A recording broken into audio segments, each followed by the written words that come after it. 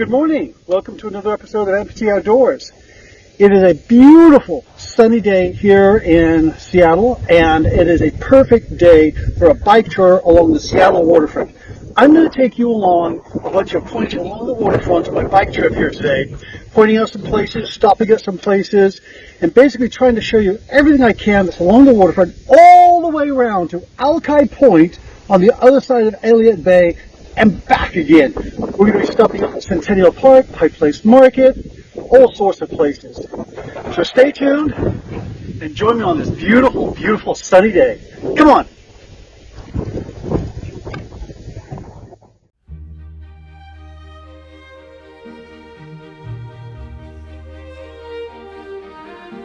There's a couple of different ways you can get started on this trail. I selected the more obscure one. It goes down 32nd Avenue West down to the Rock Beach and the beach access there. And it showed that there would be a little trail through the forest and down to the trail that would take me to the marina. Sure enough, I found the little wooden trail, but it's not very well maintained. Those guys were volunteering to fix it up, and as I found out, it's really more of a scramble down the hill here. So I had to get off my bike. My bike and I are not mountain biking kind of setup here.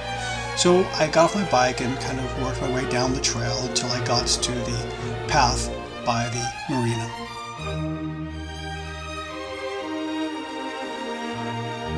That's one of two cruise ships that are in Seattle on this day, and by the end of the day, both of them had left for other ports.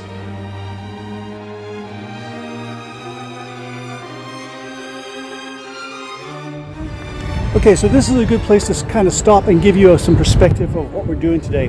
Behind me is the cruise ship, behind that is the city of Seattle, and then over there is Alki Point. So what we're going to do, we're going to go back along this little path I came along here, around the top of Elliot Bay, past the cruise ship, along the waterfront, past Seattle, along the waterfront there, down to the bottom, down to Duwamish, across over to Alki Point, out to Alki Point Lighthouse, and then back again. Heck of a ride. I think it's about 29 miles. There's a lot to see. Come on. My outward bound path took me alongside the Smith Cove Park and under the Magnolia Bridge. On the way back, we'll be going over that bridge. This section is not very visually appealing. It's next to the industrial section, but still kind of interesting. Now, this is not actually on the official list of things to see when you're biking around Seattle, but I saw it and I thought it was really cool. This driftwood that someone made into sort of a dragon. It's just very cool. The north and south ends of Elliot Bay are the industrial sections. Seattle sits between the two of them. And as we continue here, we're going under the Magnolia Bridge once more, and now we're going to be starting the more attractive portions of this trail.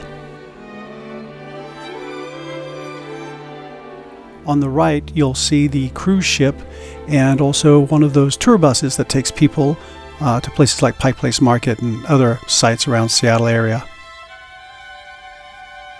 This is the Expedia building, great views from those offices, and as we come around the corner from the building, we can see the granary facility, which supplies ships with grain from eastern Washington and other areas.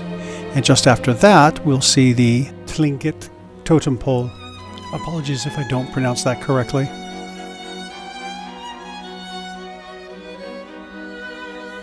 The Rose Garden here is a great place to sit and take some time. It's very attractive. I've stopped here a couple of times and really like it. Along the way, I recommend taking a little detour to the Thomas Street pedestrian and bicycle overpass.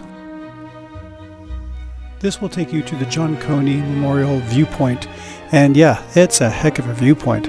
Look at this. So that's where we're headed to, Alki Point, and a little further south from there is the Duwamish River area, which is the other industrial part of Seattle that I mentioned. Post Intelligencer building right there with the globe, and the Space Needle.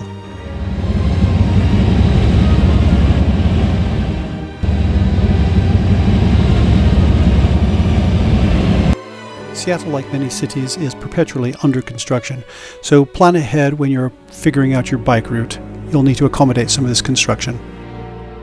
Another good detour is the Olympic Sculpture Park. You'll want to take this little ramp off to the left as you're going south along the Elliot Bay Trail.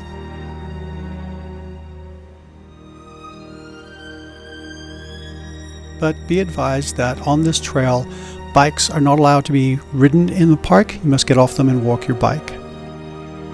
I'm not sure if this part is art or if it was just really kind of interesting to walk along and see the patterns on the ground. Either way, it was nice. The other sculptures in the park are definitely art, and I know this because when I looked at them, I just didn't get it. Therefore, they must be art.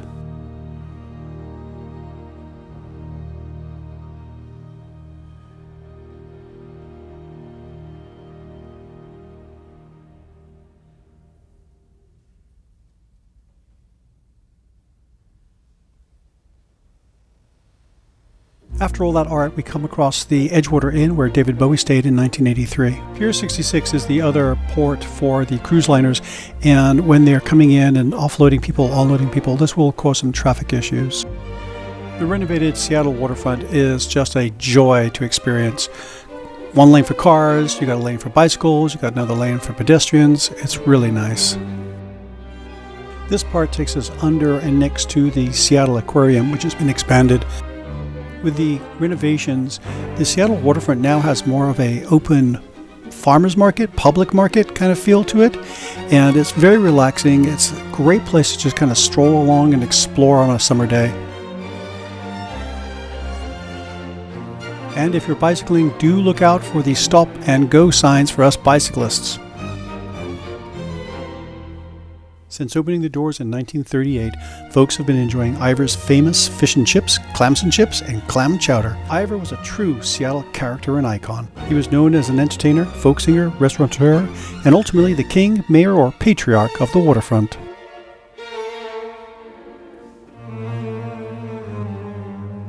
A whimsical addition to some of the renovations, these swings where people can just sit and swing, enjoy the weather, and watch the ferries come and go from the ferry terminal. This is the entrance and exit for the cars going onto the ferry.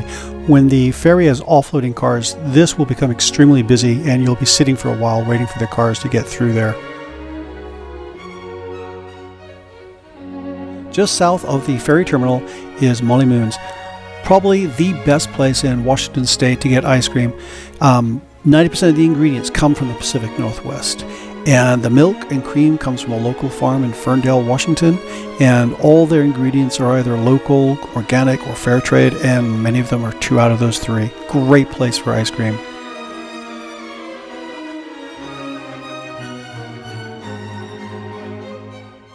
And of course, it makes a great place to just kind of sit, relax, enjoy watching the ferries come and go from Seattle to Bremerton and Bainbridge Island, and enjoy a summer's day ice cream.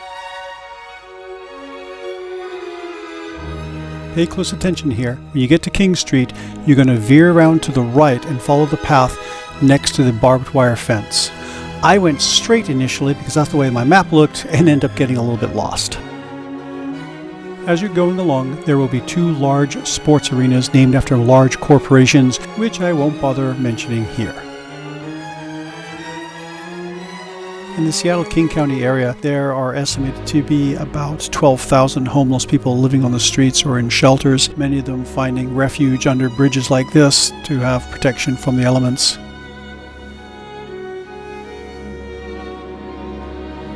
If you're going along this trail, you can skip the Jack Perry Memorial Park. There really isn't anything here. It looks like there might at one time have been access to a wooden pier out there, but if there was, it's not there anymore, and there's nothing really to say about the Jack Perry Memorial Park. It's kind of sad. Now we're at the south end of Elliot Bay, and again, this is where the more industrial area is with those huge shipping cranes you see there.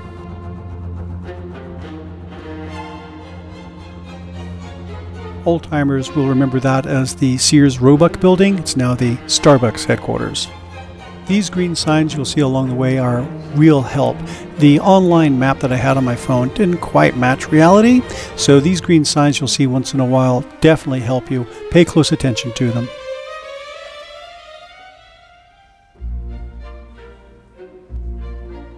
This is the West Seattle Bridge Trail fishing dock. Didn't see anybody fishing today, so I guess there's nothing there to go fishing for.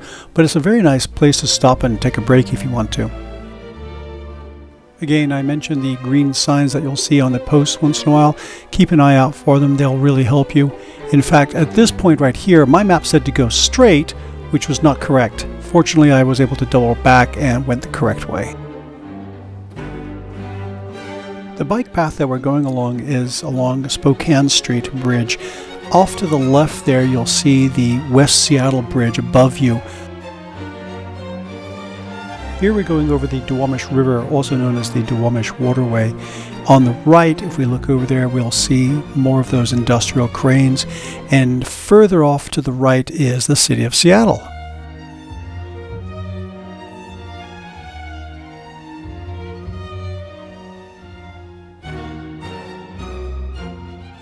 Above us is several thousand tons of steel and concrete known as the West Seattle Bridge.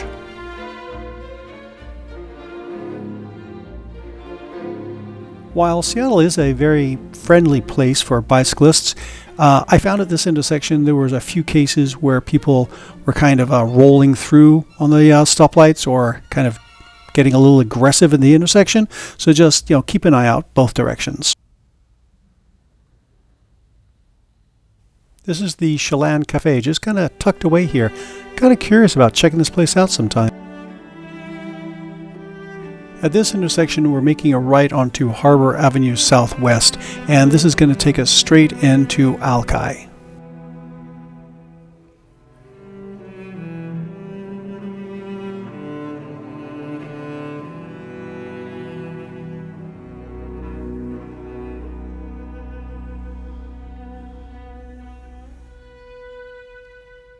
We'll visit the Jack Block Park on the way back. That's Jack Block, not Jack Black. Okay, we're going to pause here and take a perspective look at where we started and where we've been and where we are now. Right there is where we started at Magnolia Park. And then we went past the marina, and there's the cruise ship that we went by and the granary there. From there, along past the Rose Garden and the Olympic Sculpture Park, the Space Needle, the cruise ship, and the Seattle Waterfront. And going a little bit further south, we see the sports arenas, and then we get to Duwamish River and the industrial area down there. Continuing further on round, we find ourselves here in Alki. This is the West Seattle Water Taxi Pier. Bikes aren't allowed on the pier, so I just kind of stopped and had a look.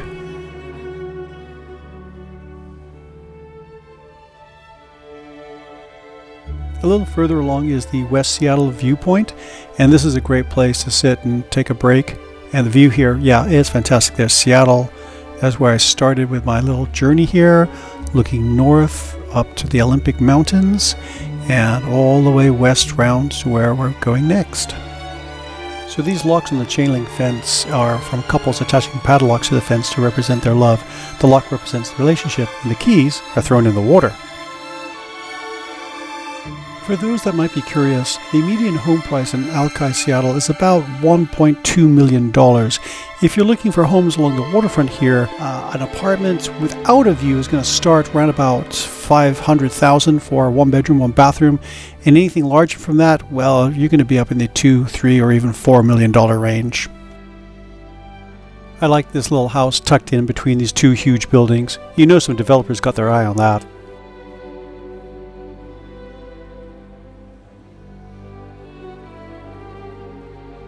But if you're going to spend that kind of money, you're certainly getting the view for that money. Look at that, the Olympic Mountains. Beautiful. Now we've reached the official Alki Beach. And yeah, there's a pedestrian path, a bicycling path, and of course then there's the road. Along the way you're going to see vendors like this selling fruit and iced drinks. And of course there's the view of the Olympic Mountains as you sit there on the beach.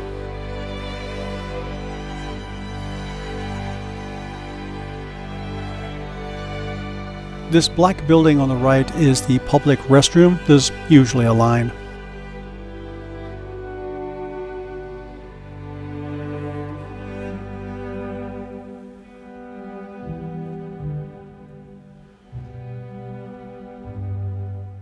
And here we're going to take a little detour to check out the Statue of Liberty, the smaller Statue of Liberty.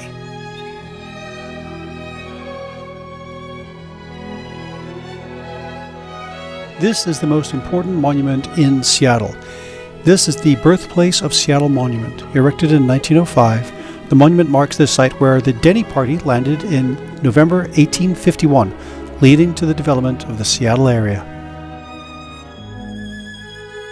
Continuing up the road, we see the lighthouse for just a brief moment, and then finally there we are at the lighthouse.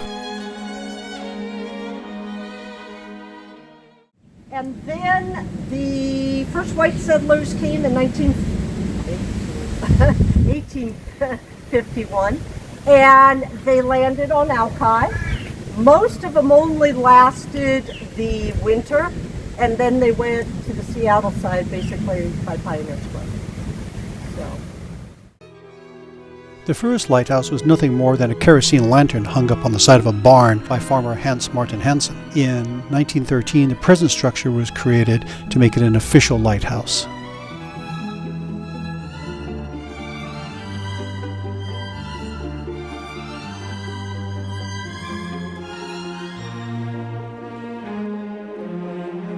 Heading back from the Alki Point Lighthouse, I stopped for a while just to have a bite to eat and relax for a while in the sunshine.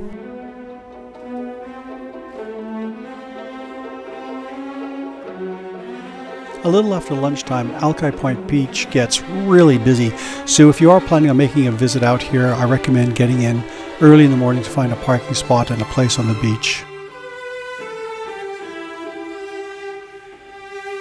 For those curious about rentals, $3,500 is the average cost. There's one of those cruise ships we saw earlier heading out.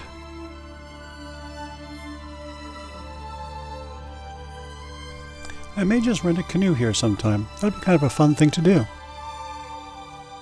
Okay, we're on the way back, and now we're going to check out the Jack Block Park.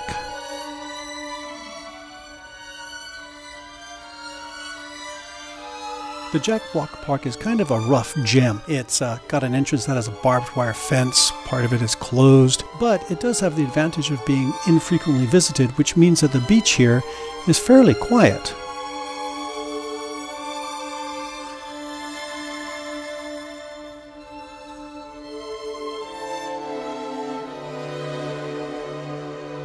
The best part of the Jack Block Park is this path that takes you all the way up to this viewpoint, and the view from here is, well, it's really good.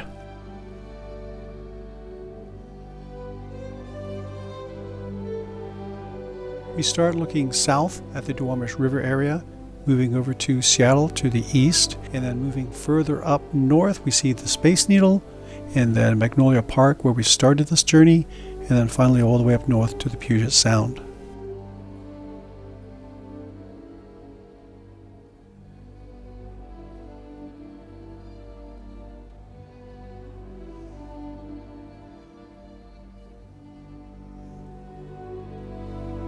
And here we are again under several thousand tons of steel and concrete. It always makes me a little bit nervous. What if there's an earthquake? Not sure if you can see it, but that's Mount Rainier to the south. At this point we're going to be turning left to go north and head back up towards Seattle, and we can see that ahead of us now. The road construction and subsequent detours, I think, is one of the reasons my map application was a little bit inaccurate occasionally.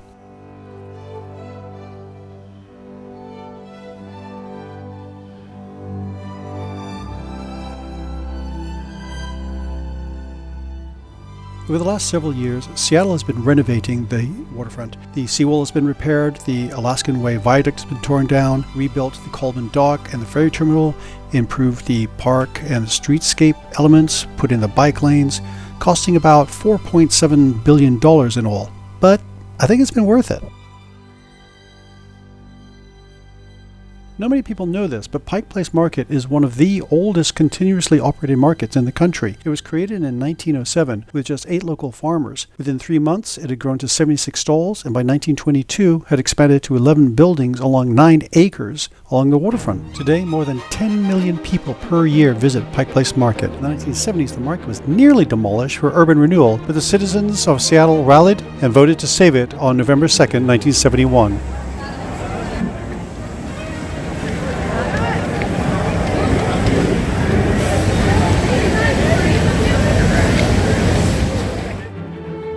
Today, the Pike Place Public Market has over 220 independently owned shops, restaurants, and stalls.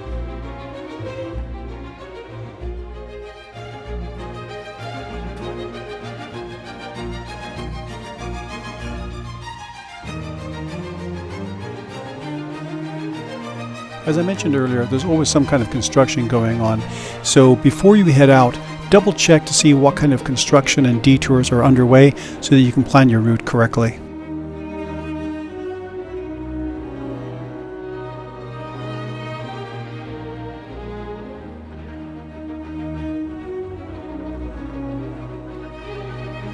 I timed this ride so I'd catch the afternoon sun on the Puget Sound. Isn't that beautiful?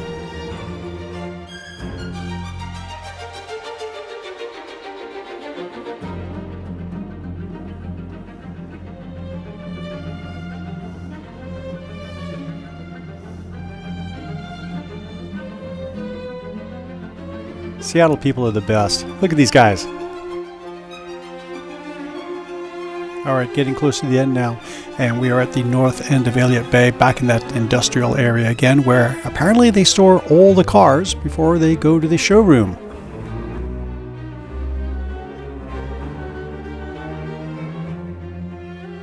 So previously we went under the Magnolia Bridge, this time we're going over it, and it's not that steep of an incline, but it is quite long, and yeah, we're pretty high up.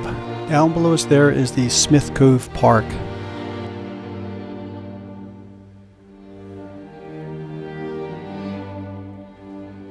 After you've made it over the bridge, it's a nice easy roll downhill back to Magnolia Park.